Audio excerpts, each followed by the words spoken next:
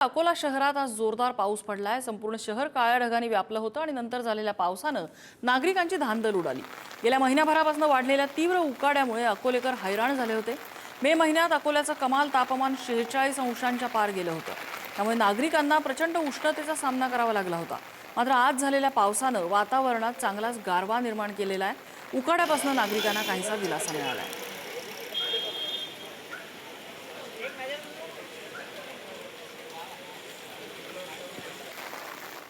भंडारा जिल्ह्यात दुपारच्या सुमारास विजांच्या कडकडाटासह पावसाने जोरदार हजेरी लावली आहे। दुसरीकडे विजेचा कडकडाट होत असल्यामुळे नागरिकांना सतर्क राहण्याचं आवाहन आपत्ती व्यवस्थापन विभागाच्या वतीने करण्यात आले। विदर्भात गेल्या काही दिवसांपासून उष्णतेची लाट कायम असताना भंडारा जिल्ह्यात पावसाने हजेरी लावली आहे। त्यामुळे वातावरणात गारवा निर्माण झालाय। मान्सून पूर्व स्वरूपाचा पाऊस पडत असल्याची माहिती हवामान विभागाने दिलेली आहे।